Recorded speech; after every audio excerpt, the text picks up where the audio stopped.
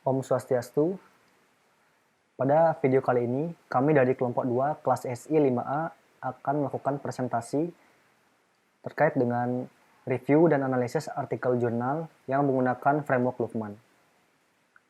Sebelum memulai presentasi, izinkan saya untuk memperkenalkan anggota kelompok saya. Yang pertama yakni Nikomang Anggrianggreni, kemudian yang kedua adalah Made Dwi Artajaya, yang ketiga adalah Ida Ayu Madidya Kusuma Dewi, dan yang keempat adalah Inyoman Triarta, saya sendiri. Baik, artikel atau jurnal yang pertama kami analisis atau review adalah artikel yang berjudul Pengukuran Keselarasan Strategi Teknologi Informasi dan Strategi Bisnis dengan Model Luhmann, yakni studi kasus Amik EKZ. Analisis yang pertama kami lakukan adalah mencari permasalahan penelitian atau objek audit. Jadi, teknologi informasi merupakan suatu hal yang dibutuhkan dalam mendukung kinerja operasional perusahaan ataupun organisasi. Perguruan tinggi di Indonesia saat ini telah berkembang pesat dengan dukungan TI. Jika dinilai dari sudut pandang mahasiswa, media pembelajaran yang fleksibel sangat dibutuhkan agar semua materi, buku, jurnal, dan informasi akademik dapat diakses kapan saja dan di mana saja. Pihak perguruan tinggi pun tentunya membutuhkan TI untuk mendukung tridharma perguruan tinggi, yaitu pendidikan, penelitian, dan pengabdian kepada masyarakat. Mulai dari keefektifan proses belajar mengajar, keefisienan pengelolaan administrasi akademik, dan pengelolaan informasi akademik TI dituntut harus selaras dengan kegiatan bisnis. Di Indonesia sendiri masih banyak institusi perguruan tinggi berbasis TI yang belum menerapkan pengukuran kematangan keselarasan strategi bisnis dan strategi TI, sehingga belum diketahui apakah TI yang digunakan sudah sesuai dengan kebutuhan atau tidak. Kemudian, apakah TI yang digunakan hanya sebagai alat bantu dan apakah sudah strategis. Kemudian, yang kedua yakni framework dan domain audit. Framework yang digunakan pada penelitian kali ini yakni metode Luhmann. Lebih tepatnya, yaitu metode Luhmann IT Business Alignment Maturity Model. Model Luhmann merupakan salah satu model yang digunakan untuk menilai atau mengukur seberapa matang tingkat keselarasan antara strategi TI dengan strategi bisnis pada suatu perusahaan atau suatu organisasi. Pengukuran ini penting dilakukan agar setelah perusahaan atau organisasi sudah mencapai tingkat kematangan, selanjutnya, top manajemen dapat meningkatkan keselarasan TI dan bisnis ke tingkat berikutnya. Pengukuran kematangan keselarasan antara strategi TI dan strategi bisnis dengan menggunakan metode Luhmann ini meliputi 5 level, yaitu initial atau ad hoc process, committed process, established focus process, improve atau manage process, dan optimize process. Kelima level ini dapat dilihat pada gambar di samping. Nah, untuk pembahasan selanjutnya akan dilanjutkan oleh rekan saya. Baik, perkenalkan nama saya Made Dwi Artajaya dengan NIM belakang 036. Jadi di sini saya akan melanjutkan presentasi dari teman saya. Di mana di sini saya akan melanjutkan mulai dari proses alur audit. Nah, jadi di mana proses pengukuran dilakukan dengan pengisian kuesioner oleh beberapa narasumber. Nah, jawaban dari pertanyaan-pertanyaan oleh Luhmann akan dijawab oleh narasumber. Diakumulasikan dan dibagi dengan jumlah narasumber tersebut. Setelah mendapatkan skor rata-rata, nantinya akan dibandingkan berdasarkan kriteria kematangan yang dibagi menjadi 5 kriteria kematangan Luhmann. Nah, di mana pertanyaan-pertanyaan dari instrumen variabel pada model Luhmann diukur dengan menggunakan skor dengan nilai pengukuran nominal 1 sampai dengan 5. Keterangannya seperti bawah ini. Nah, jadi prosesnya itu nanti akan narasumber itu diberikan pertanyaan, di mana nantinya setiap pertanyaan itu akan ada bobot nilainya, di mana setelah semua pertanyaan dijawab dan mendapatkan skor, nantinya akan diakumulasikan dan dibagi berdasarkan jumlah dari narasumber tersebut. Bisa dilihat di sini ada 5 tingkatan skor, di mana skor 1, 2, 3, dan 4, 5. Skor terendah itu 1 dan tertinggi itu 5. Di mana skor 1 artinya menggambarkan belum ada dan tidak sesuai dengan organisasi. Skor yang kedua sesuai, hanya saja tingkatan masih rendah. Yang ketiga itu moderat, sesuai untuk organisasi dalam tingkat menengah. Skor keempat artinya sesuai untuk sebagian besar organisasi.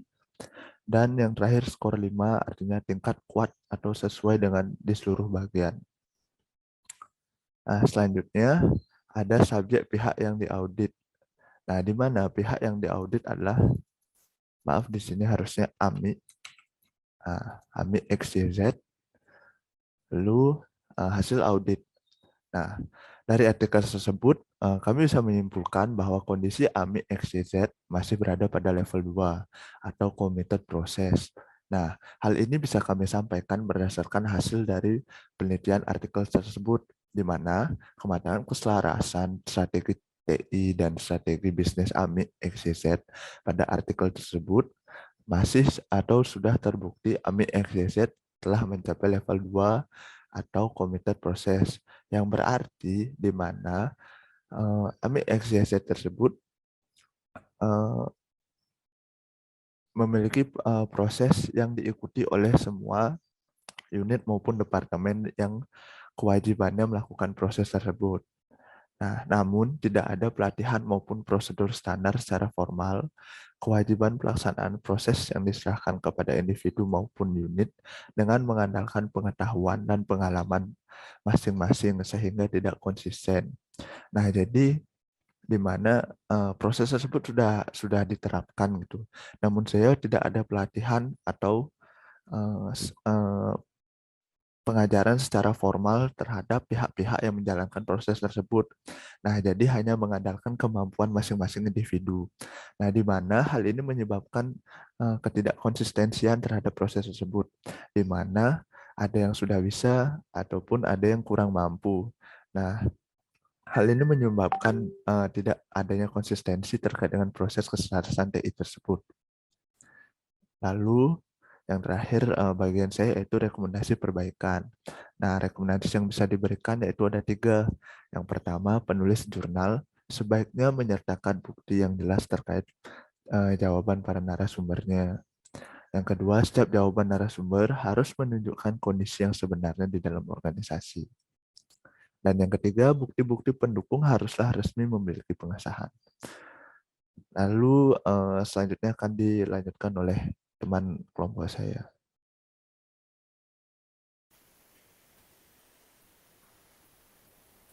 Baik, terima kasih atas waktu yang telah diberikan kepada saya. Pada kesempatan kali ini, saya akan menjelaskan mengenai review dan analisis artikel yang kedua dengan judul Tata Kelola IT dengan menggunakan metode Lafman, studi kasus, Sekolah SMK Informatika Ciputat. Baik, yang pertama itu ada permasalahan penelitian. Pendidikan merupakan salah satu hal yang sangat penting dalam kehidupan manusia. Organisasi yang dalam kegiatannya mampu menyelaraskan teknologi informasi dan bisnis akan mendapatkan keunggulan yang lebih dibandingkan dengan organisasi yang lainnya.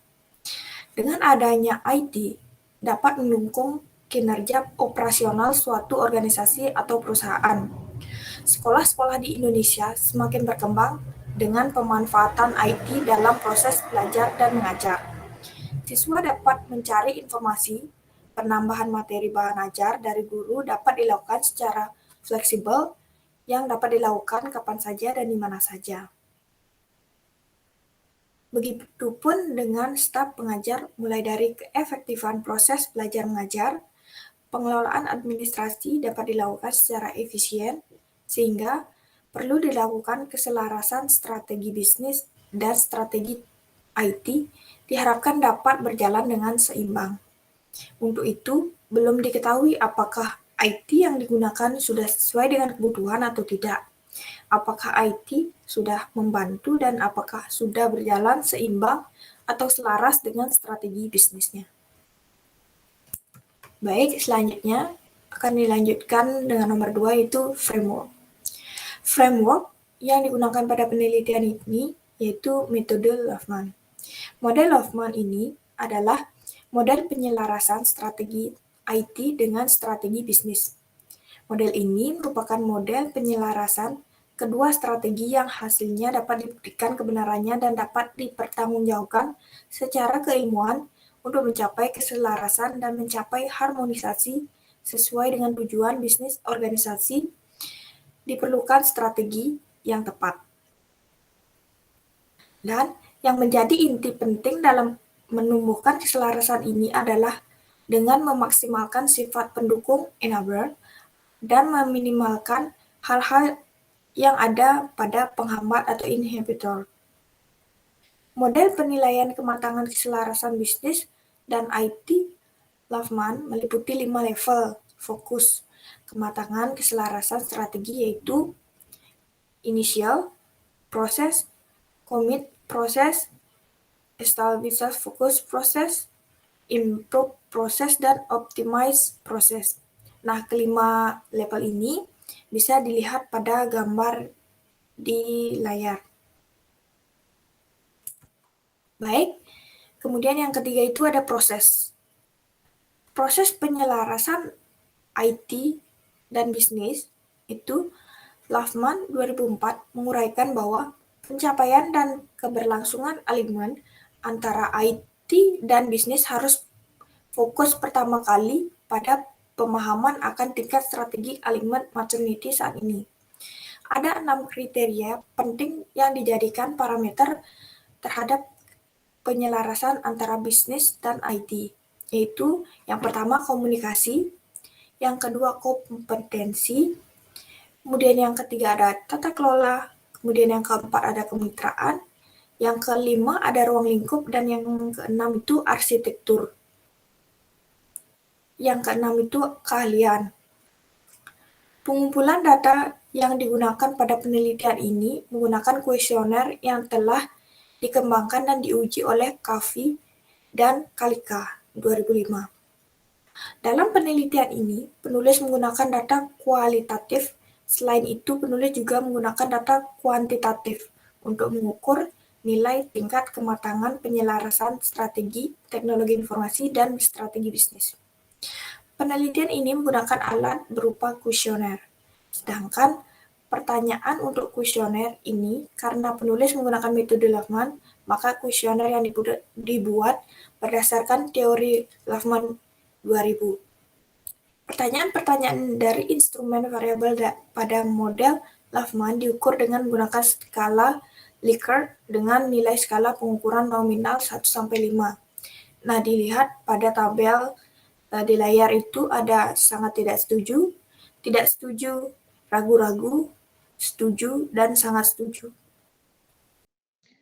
Baik, di sini saya akan melanjutkan untuk menjelaskan materi dengan review jurnal yang kedua yang dengan sub yang keempat, 5, dan 6.